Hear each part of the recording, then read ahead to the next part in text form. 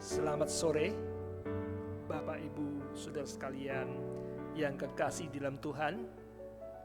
Mari kita luangkan waktu sejenak untuk mendengar firman Tuhan melalui pelajaran Sekolah Sabat hari ini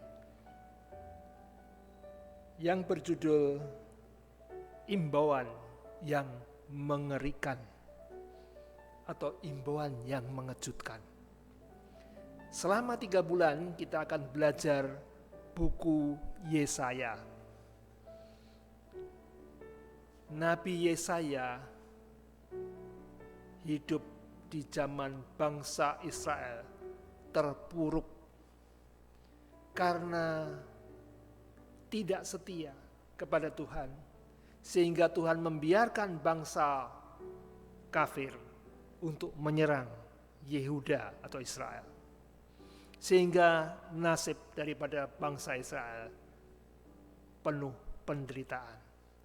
Namun Yesaya diutus untuk menghibur umatnya, menghimbau umatnya untuk kembali kepada Tuhan. Mari kita buka Alkitab kita di dalam 2 Tawarikh 26 ayat 3-5. Uzia berumur 16 tahun pada waktu ia menjadi raja, dan 52 tahun lamanya ia memerintah di Yerusalem. Nama ibunya ialah Yekolya dari Yerusalem. Ia melakukan apa yang benar di mata Tuhan, tepat seperti yang dilakukan Amasya ayahnya. Ia mencari Allah selama hidup Zakaria yang mengajarnya supaya takut akan Allah. Dan selama ia mencari Tuhan, Allah membuat segala usahanya berhasil. Raja Uzia mencari Tuhan, menurut Tuhan, Tuhan berkati selama dia memerintah di Yerusalem. Tentaranya kuat, dia bisa mengalahkan bangsa-bangsa yang menindasnya, memperluas kerajaannya. Dia mendirikan menara-menara di padang gurun dan menggali sumur-sumur untuk minum ternaknya yang banyak, untuk mengairi kebun anggur yang banyak. Makmur selama dia mencari Tuhan. Tetapi kita baca ayat 16. Setelah ia menjadi kuat, ia menjadi tinggi hati sehingga ia melakukan hal yang merusak. Ia berubah setia kepada Tuhan Allahnya dan memasuki bait Tuhan untuk membakar ukupan di atas mezbah pembakaran ukupan. Kekuatan, berkat, keberhasilannya sebagai raja, kemakmurannya, negaranya merubah Uzia menjadi tinggi hati. Merasa dia paling yang terbaik, sehingga dia menjadi sombong dan sewenang-wenang. Dia masuk ke bait suci, melakukan pembakaran ukupan, yang itu tidak boleh sembarang orang untuk melakukan. Hanya imam keturunan Harun yang boleh mengadakan pembakaran ukupan. Uzia menjadi sombong, sewenang-wenang, menyepelekan Tuhan. Ditegur oleh imam bahwa itu tidak boleh. Apa reaksinya? Uzia marah kepada imam-imam. Dan Tuhan tidak membiarkan. Sementara dia marah, di dahinya timbul kusta, penyakit kusta. langsung dipukul Tuhan. Dan kemudian dia karena kusta, penyakit yang berbahaya, dia diasingkan. Sudah tidak di istana raja lagi. Pemerintahan berikutnya digantikan anaknya Yotam. Usia yang memerintah 52 tahun membuat negaranya berhasil maju. Sekarang kehilangan seorang pemimpin atau raja yang dulunya takut Allah, sekarang tinggi hati dan menyepelekan Tuhan. Israel krisis kepemimpinan. Saudaraku, hati-hati. Berkat yang melimpah, kesuksesan, keberhasilan yang Tuhan berikan kepada kita bisa merupakan godaan untuk kita berubah sombong, tinggi hati. Marilah kita belajar kepada kisah Uzia ini. Kemudian Yesaya diutus oleh Tuhan untuk menghimbau umatnya yang kehilangan kepemimpinan Uzia yang dulu berhasil dan baik. Mereka, rakyatnya juga berubah tidak setia kepada Tuhan, mengikuti Uzia. Mereka menjauh kepada Tuhan dan Yesaya dihimbau untuk memanggil kembali, bertobat. Kepemimpinan di pemerintahan, kepemimpinan di gereja, kepemimpinan di rumah tangga sangat mempengaruhi keluarganya, anggota-anggotanya. Hati-hati. Nah, Yesaya disuruh untuk menghimbau umatnya. Tapi himbauannya berkata seperti ini.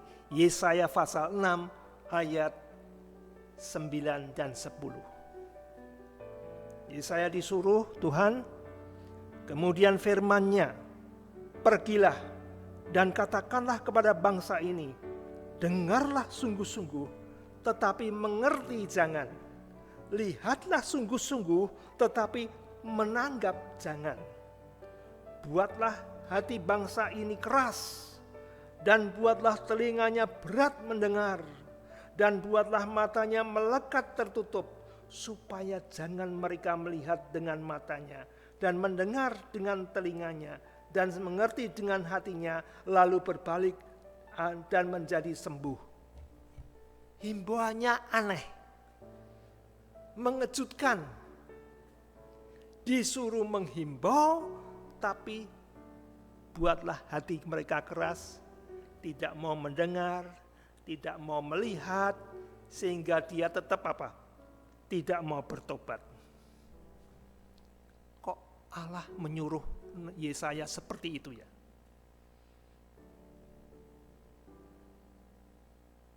Nah, kita baca di dalam 2 Petrus 3 ayat 9. Di sana dikatakan, Tuhan tidak lalai menepati janjinya, sekalipun ada orang yang menganggapnya sebagai kelalaian. Tetapi ia sabar terhadap kamu, karena ia menghendaki supaya jangan ada yang binasa, melainkan supaya semua orang berbalik dan bertobat. Allah tidak menghendaki seorang pun binasa.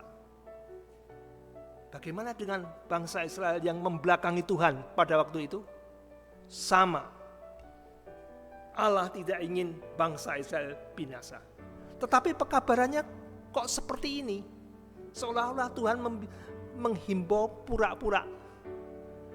Biar mereka keras hatinya. Kita baca Matius 13 ayat 13 sampai 15. Matius 13 ayat 13 sampai 15. Itulah sebabnya aku berkata-kata dalam perumpamaan kepada mereka. Karena sekalipun melihat, mereka tidak melihat. Dan sekalipun mendengar, mereka tidak mendengar dan tidak mengerti. Maka pada mereka genaplah nubuat Yesaya yang berbunyi, kamu akan mendengar dan mendengar, namun tidak mengerti. Kamu akan melihat dan melihat, namun tidak menanggap. Sebab hati bangsa ini telah menebal, dan telinganya berat mendengar, dan matanya melekat tertutup, supaya jangan mereka melihat dengan matanya, dan mendengar dengan telinganya, dan mengerti dengan hatinya, lalu berbalik sehingga aku menyembuhkan mereka. Yesaya tidak mungkin membuat telinga orang Israel tuli. Yesaya tidak mungkin membuat mata daripada bangsa Israel ini menjadi rabun ataupun samar-samar. Yesaya tidak mungkin membuat hati bangsa itu apa? Keras, menebal.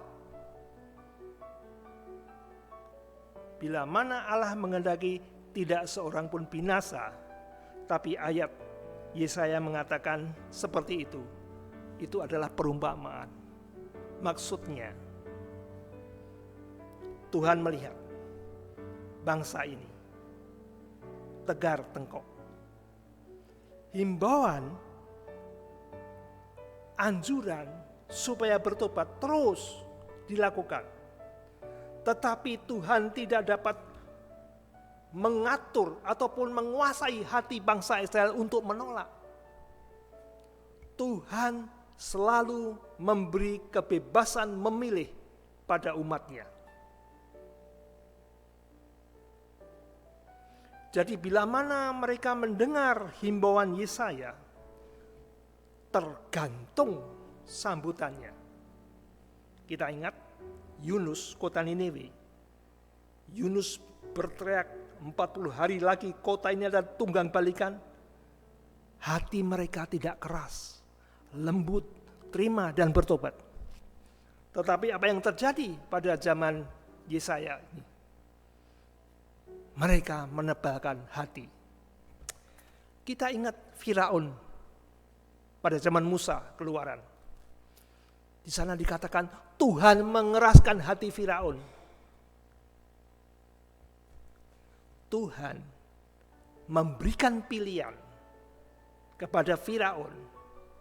Bila mana melihat tulah yang diberikan kepada bangsanya, air jadi darah, katak di mana-mana, nyamuk di mana-mana, lalat di mana-mana, tetapi hatinya keras, tidak mau melepaskan bangsa Israel dari jajahan Mesir. Itu bukan Tuhan yang membuat hatinya keras, tetapi pilihan Firaun sendiri. Jadi, himbauan Tuhan kepada kita untuk bertobat, untuk membuang dosa-dosa dan mendekatkan diri kepada Tuhan, tergantung pilihan kita. Kalau dulu melalui nabi-nabi, sekarang melalui Roh Kudus. Dengarkan suara Roh Kudus. Jangan keraskan hatimu. Biarlah kita makin hari makin mendekat kepada Tuhan. Mari kita berdoa. Bapa di sorga, terima kasih. Kami boleh berkesempatan untuk sedikit mendengar firman Tuhan melalui kehidupan bangsa Israel di zaman Yesaya. Oh Tuhan, kami rindu untuk menjadi umat-umat Tuhan yang setia. Tuhan tilik dalam hati kami Tuhan.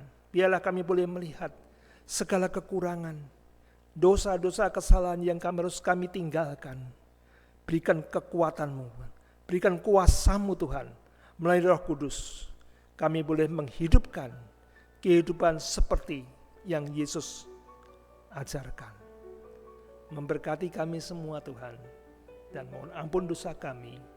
Di dalam nama Tuhan Yesus kami berdoa. Amin.